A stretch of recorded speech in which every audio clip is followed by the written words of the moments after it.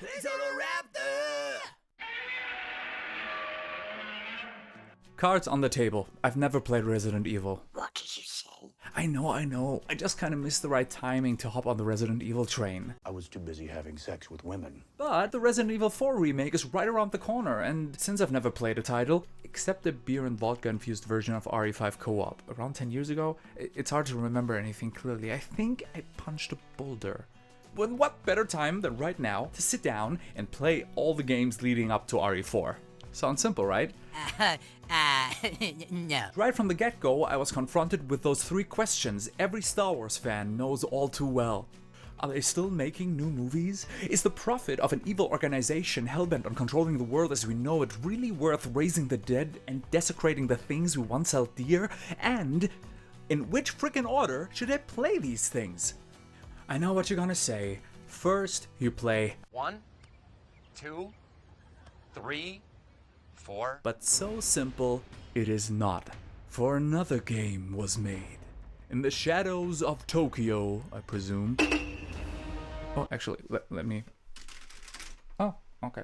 In the shadows of Osaka. In the wake of Resident Evil 1's overwhelming success, a prequel was made whose main promise is to shed light on the origins and backstory of the franchise.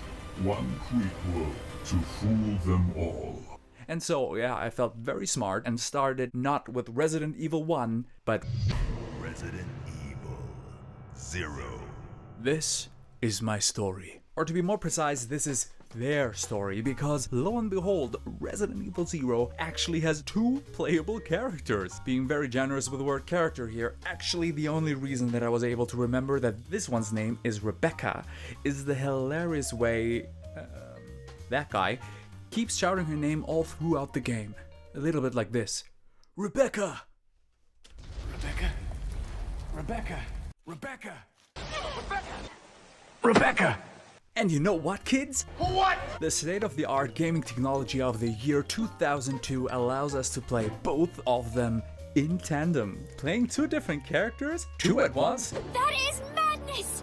The madness! Yeah, actually it is, because management of these 2 characters is horrendous. First of all, the character you are not controlling at the moment can't shoot for shit and is not even able to equip a weapon on their own.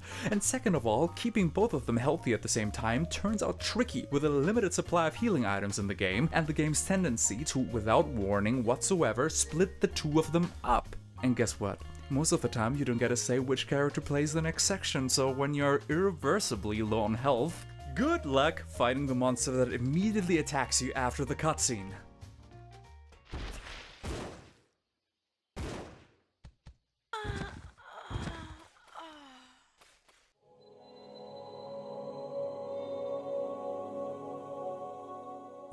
No kidding, I actually had to restart the whole game after this because the game's save system does not get properly explained.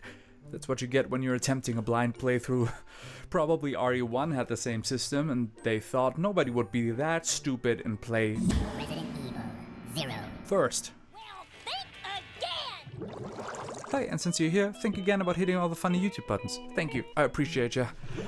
What I did not appreciate was Resident Evil 0's combat in any shape or form. It's just a very old game. The handling was horrible, especially with mouse and keyboard, which I cannot press enough. You should not even try.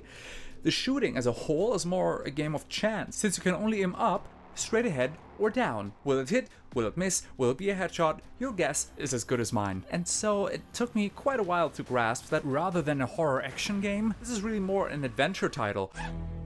Buenos dias.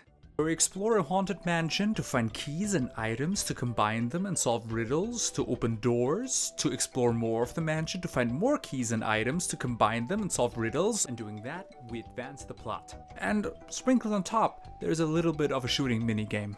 That revelation actually made playing the game and the whole experience way more enjoyable, because I just did not always have to engage with the god-awful combat.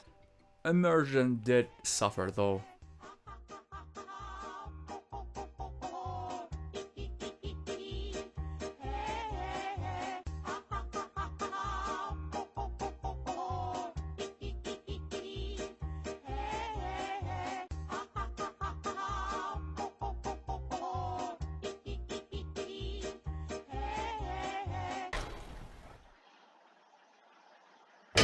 All in all, despite graphics that looked pretty nice for 2002, but of course they suck today, and the occasional creepy moment, Resident Evil 0 falls pretty flat. Too much bad combat, too much limited inventory management. Oh, and the plot, I mean, feel free to prove me wrong, but I don't have the feeling that it explains anything that's gonna happen in the next couple installments. It more feels like a weird weeb fanfiction.